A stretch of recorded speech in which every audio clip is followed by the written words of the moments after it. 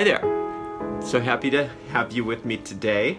We are working a very powerful psalm today. It's Psalm number 40, and this psalm increases and reinforces your faith and allows good to come to you. It allows you to get all your needs met, and it's especially helpful if you're feeling any kind of frustration with any situation. This will get you past that frustration. It'll move you into faith. Remember, Jesus said that you only need a tiny grain of mustard's worth of faith. And if you think about what a mustard seed does when it's carried by the wind, it goes whoosh, and a lot of mustard is created, right? So those that little bit of faith that you're going to get from this psalm is going to work like spiritual penicillin and kill all those bacteria in your mind that's been frustrating you. All right, so you're going to get your needs met. Now, we're not working any talismans. We're not working any candles. We're not doing anything extra. I'm just proving a point here that you need nothing but the psalm, and it's going to be maximally effective without anything added to it. All right, it's a long one. Buckle in. We will make it through together. I waited patiently for the Lord, and he inclined unto me and heard my cry. He brought me up also out of an horrible pit, out of the miry clay, and set my feet upon a rock, and established my goings. And he hath put a new song in my mouth, even praise unto our God. Many shall see it, and fear, and shall trust in the Lord. Blessed is the man that maketh the Lord his trust, and respecteth not the proud, nor such as turn aside to lies. Many, O Lord, my God, are thy wonderful works which thou hast done, and thy thoughts which are to usward. They cannot be reckoned up in order unto thee. If I would declare and speak of them, they are more than can be numbered. Sacrifice and offering thou didst not desire. Mine ears hast thou opened. Burnt offerings and sin offering hast thou not required.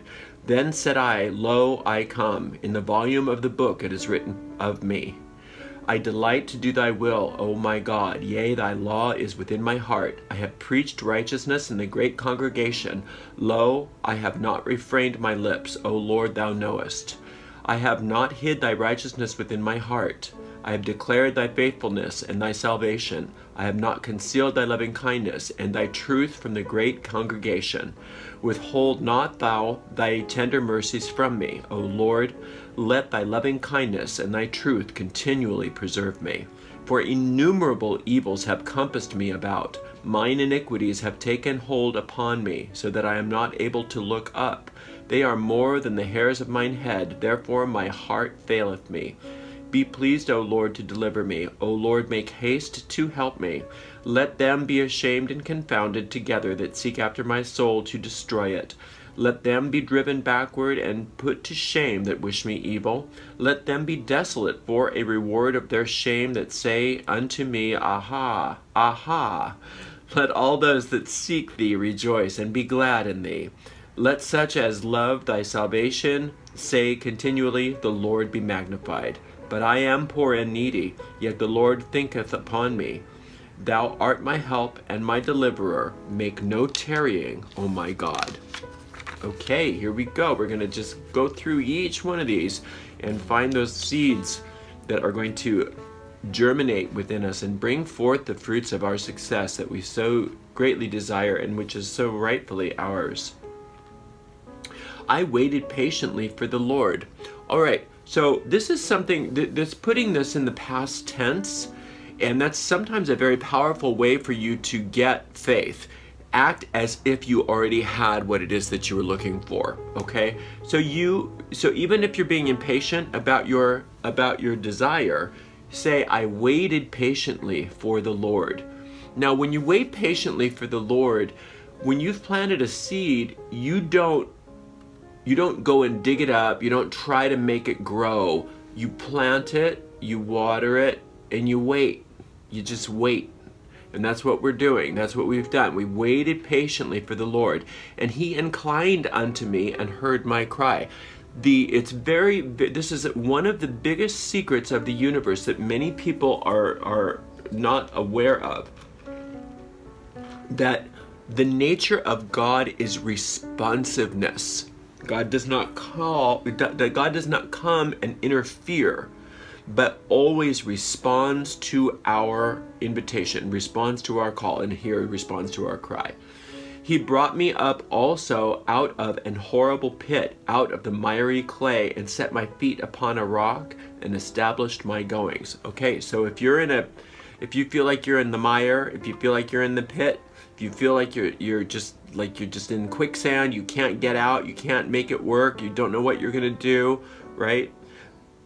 Think of it in past tense of the fact that he has already pulled you out of that and set your feet upon a rock, meaning something very substantial, completely something that you have nothing to fear about, and established my goings, meaning he's going to establish the path for you to get where you need to go so that you have your desire fulfilled. Because remember, the desire was put there by God. The only desires that aren't put there by God are those fleeting lusts, and that's not the same thing as a desire of your heart. And a desire of your heart you have every right to. And he hath put a new song in my mouth, even praise unto our God. So all of the bitching, moaning, and complaining that we usually do, even if we do it only to ourselves because we're trying to be socially acceptable, is gone because God put a new song in your mouth. He wrote a song for you, and everything's great. Everything good is happening to me, right? Even praise unto our God. See, because he knows he doesn't need you to praise him. God doesn't, for one thing, God's not a person up in the sky. God is your source. God is your parent, and you are one with God. You are at one with your creator, but he doesn't need, he, she, it, they don't need your praise. You need the praise, and God knows this, and that's why God's putting praise into our mouth. When we say, what can I do, what can I say, he says praise, praise, praise. Find things to praise. You can accelerate your progress by finding things even within your circumstance that are to be praised. Many shall see it and fear, and shall trust in the Lord. So many, yes, people will notice things are working for you. That's true. You don't have to tell anybody what you're doing. In fact, it's better to keep it private. But they'll know. They'll see that things are working for you, right? But more than that, the many that shall see it and fear and shall trust in the Lord are the multitudes of your own thought forms within you. All those ideas, all those thoughts, all those conversations within your head, those are going to see the praise, those are going to hear the new song, and those are going to fear the Lord, meaning respect God, respect the power, and trust and have faith in the Lord. And the Lord is the creator of the universe. It's infinite intelligence. It's not some deity up in the sky. It's literally the life force of all the universe, okay? Blessed is that man that maketh the Lord his trust. So if you want blessings, all you do is trust in the Lord. You don't have to do conjurations to make gravity work. We do not need to do magic spells to make the sun come up, right? So the only time that spells and magic are good for us is if they can change our thinking. And that's what this spell is doing. It's going to change your thinking to know that you can trust in the infinite power of the universe, which is not something separate from you. It's not something you're trying to get. It's not something you're trying to connect with. You are connected to it. The problems that we have are our erroneous ideas that we are separate from that force. We've never been separate from that force. We've just thought we were separate from that force, and that's why we have all these problems. Blessed is the man that maketh the Lord his trust, and respecteth not the proud, nor such as turn aside to lies. So that's within you. Don't respect the parts of you that are proud, that like, that's okay, God, I can do this myself. No, God, you don't know what you're doing. You're not smart enough to take care of this problem. You may be good enough to make the sun shine, but this is a real problem. That's the stuff that we got to get over. You know, don't go to God last.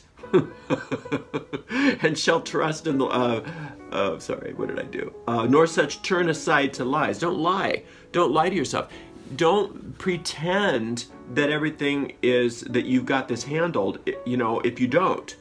Don't lie to yourself about what you're worthy of. Don't lie to yourself about anything.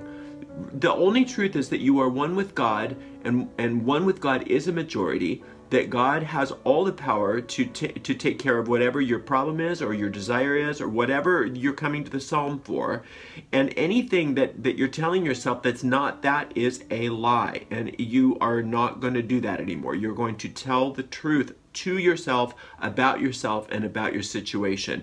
And that is, you are a child of the infinite. You are a child. You are a God in the making. The Psalms say, ye are gods. You are a God. You are, because just like a dog comes out of a dog, a human comes out of a human, and a bird comes out of a bird, a God comes out of a God. And you were created in the image and likeness of God, according to the book. Okay, so you are a God. Therefore, you are lying every time you act like you are less than, and you are separate, and you're little, and you're insignificant, and you're not good enough. All that nonsense. Those are lies.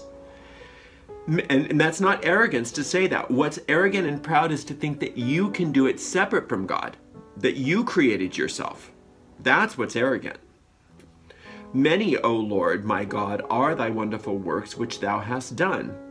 Start looking at them. Start listing the miracles that are available to our eyes, ears, everything. Think about the miracle of photosynthesis. Think about the miracle of the fact that you have an opposable thumb, that you can write, that you can do anything that you can do, whatever it is, even if you have the grossest of disabilities, even if you have you've been plagued with horrible problems this life, and you are so restricted as compared to other people. You have so many things that you can look at that are wonderful works, which are the truth. Okay, and thy thoughts which are to usward, meaning God's thinking about you. God loves you personally. Now, on one hand, the law is impersonal. The law of gravity is impersonal. The laws of God are impersonal. They will work for everybody. Mother Teresa, Hitler, whatever. They will work for everybody. It's not about what you did or what you didn't do. It's not about karma. It's not about that. But even though there's nothing personal as far as like the law works, the laws of God don't work for some people and not others. But at the same time, God's thoughts are always on you because he's omniscient and omnipotent and adores you, loves you, thinks you're fabulous, thinks you're good, doesn't believe you. Even if you try to prove that you're bad by doing horrible things, he doesn't believe it. He doesn't buy any of your lies, okay? So there's nothing you can do to make God hate you. That will never happen. They cannot be reckoned up in order unto thee. They can't. You can't. There's nothing that you can do to make God stop loving you, and there's nothing that you can do to outsmart him. Okay? And so all of those little ego thoughts that you have that are trying to separate you from God, you're not fooling God. None of that is real. God does not see you as a separate, insignificant being that's poor and bad and evil and destructive or whatever you're going through. God doesn't see you that way. God sees you the way he made you. Beautiful, innocent, fabulous, all good. And so whatever you need to to make you happy so that you can be delivered from the lies that you have created, because your mind is so darn powerful. Your mind is so powerful because you were created as a God, by God, that you can, when you start thinking thoughts separate from God, you create an entire experience, an entire world that is a world of pain. And you and everybody else in this world, we all did it together. And now what we're doing is we're coming back and realizing, wait a minute, all of this world is based on lies, and God doesn't believe any of this, and God will take care of this. Right? If I would declare and speak of them, they are more than can be numbered. There's no way that you can list all of the miracles of God that you could look at right now, even in your own life. Even in your own life, even the fact that you're breathing. And what does breath do for you? I mean, it's just like just amazing miracles in every second of every moment of time and point of space. Sacrifice and offering thou didst not desire. Mine ears has thou opened. Okay, let's do this one. God doesn't want you to sacrifice. God doesn't want you to kill for him or burn offerings for him. That God doesn't need you to put out plates of food for him. God does not need you to do anything other than be happy and be joyful and remember who you are. That's what God wants. Mine ears hast thou opened. Burnt offerings and sin offerings hast thou not required. So your ears have been opened the minute that you realize, oh, wait a minute, I don't need to suffer in order to gain God's love. I don't need to sacrifice in order to gain God's love because God already loves me. God loves me completely and perfectly, and there's nothing I can do to stop it. The only thing I can do is to turn my own mind, ears, and eyes away from God and try to do things on my own and then get myself in trouble. Then said I, lo, I come. In the volume of the book it is written of me. I delight to do thy will. Okay, so in the volume of the book of life is just it's a poetic, symbolic gesture that everybody's name is written in this book, and it's written of you. It is written of you. And I delight to do thy will, O my God. Yea, thy law is within my heart. So the will is written in that book of law, in the book of life, what God wants for you. And you want to do God's will. You don't want to do your will. You want to do God's will. Why? Because God's will makes you happy, and your will brings you pain. That's why. It's not because you're trying to. It's not because you're trying to give up your own free will. It's not that you're trying to just surrender and just be some sort of automaton. No, you want to do God's will because God's will is the way you were created to be. I mean, if you went to a piano teacher to learn how to play, classical piano, and you wanted to be a concert pianist, you'd want to do the will of your teacher, not say, well, I want to play it like this. I'm just going to play it like this. Right? That's what this means. God knows what's going to make you happy, so do God's will, because then you will be able to do what you really want. Right? I have preached righteousness in the great congregation. Well, what's the great congregation? It's all the thought forms that are at the base of the hill of Zion, the ones that want to ascend to the temple. Those are the parts of you that want to improve, that want to get better, that are ready to give up all of this nonsense. Okay, so that's the congregation, and you're preaching righteousness to them, meaning, come on, let's get it together. We want to get our mind together so that our focus is single on God's will. Lo, I have not refrained my lips, O Lord, thou knowest. So we're not out proselytizing to people. This is all personal. You have not refrained your lips, meaning that you're not going to put up with that negative BS that you hear in your mind anymore. You're not going to take your cue from them. You're going to take your cue from God. I have not hid thy righteousness within my heart.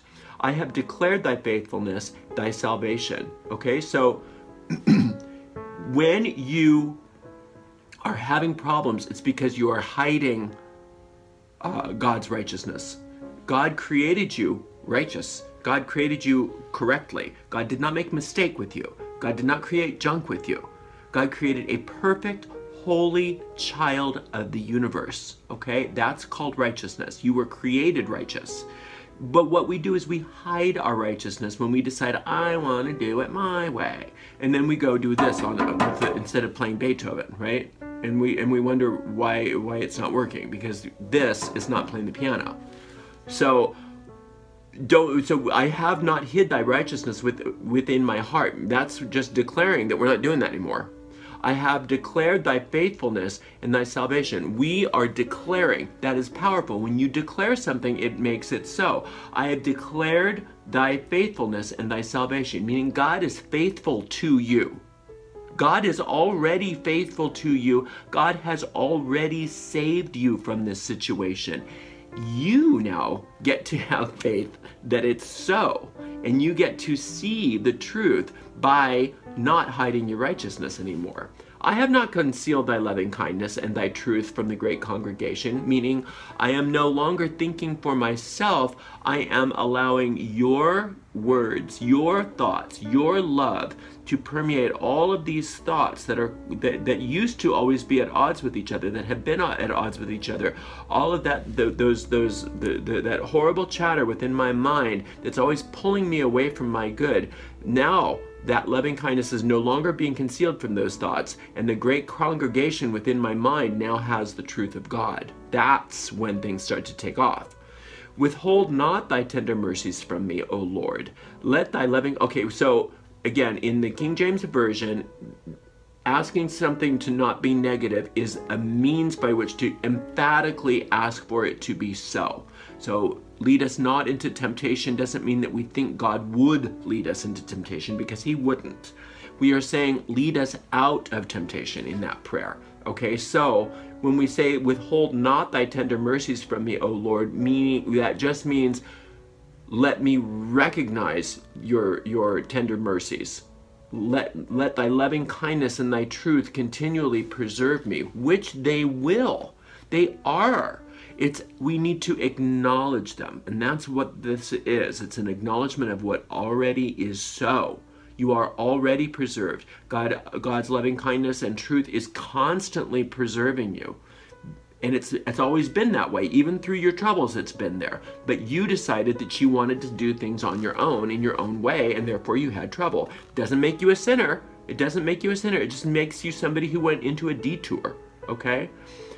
For innumerable evils have compassed me about. Mine iniquities have taken a hold upon me, so that I am not able to look up. They are more than the hairs of mine head. Therefore my heart faileth me. This whole verse is confessing that I've been trying to do things on my own, and that's caused innumerable evils which have compassed about me.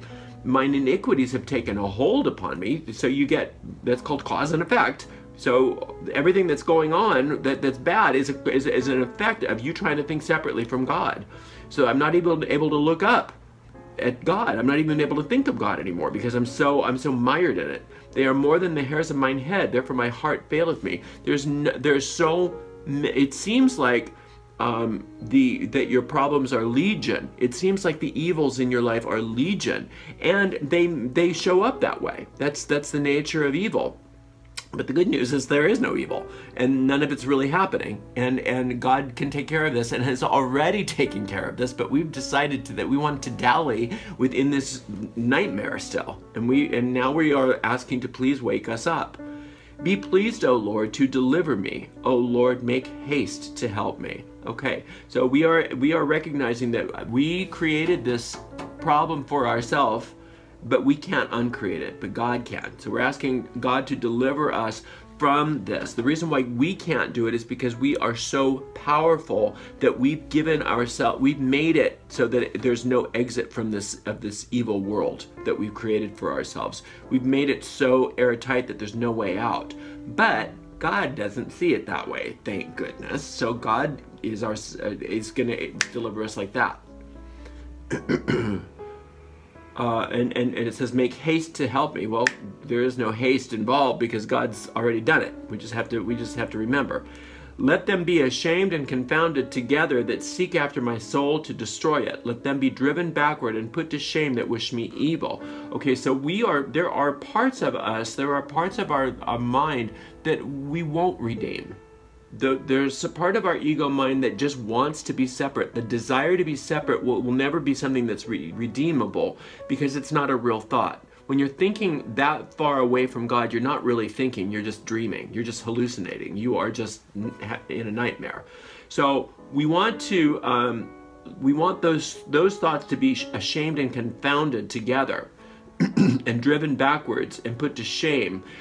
Two reasons why we want that to happen is because that labels those thoughts so that when we see them again, we're not hypnotized by them anymore. We say, that's not real.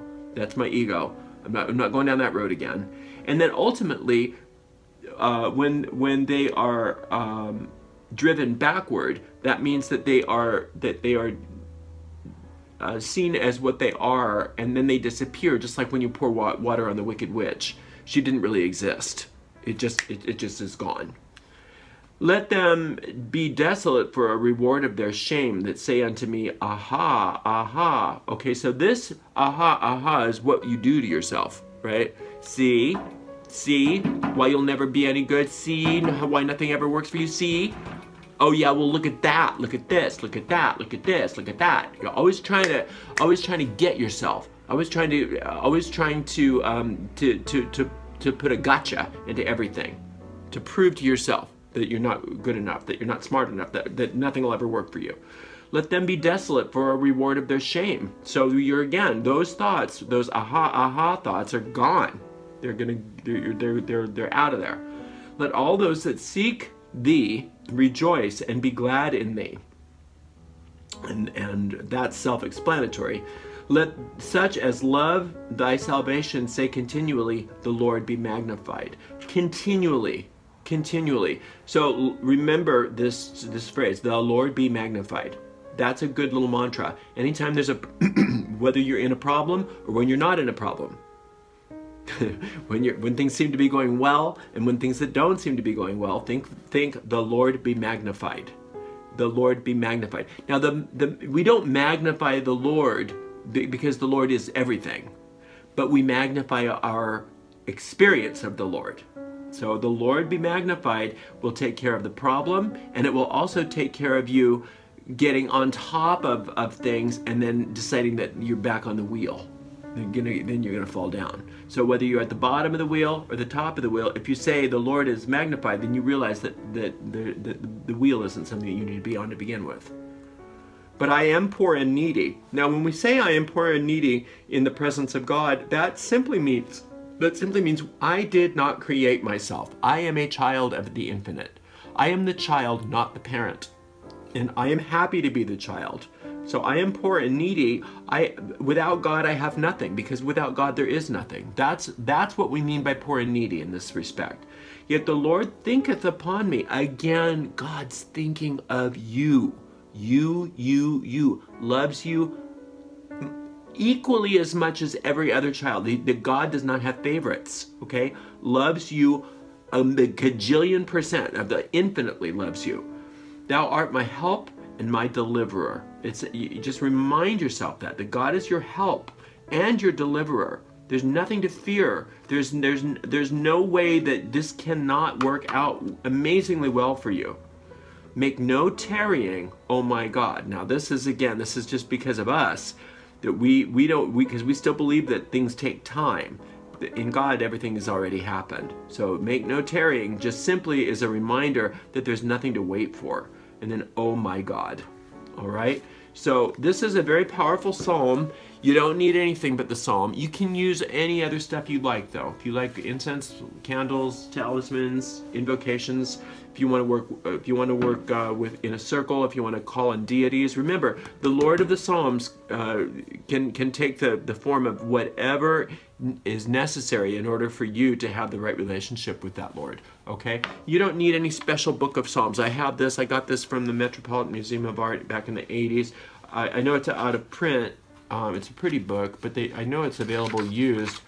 This one was published by Henry Holt and Company, but there's other versions of this. This is I think the first edition, but it's been reprinted several times. It's out of print now, but you can use a regular Bible.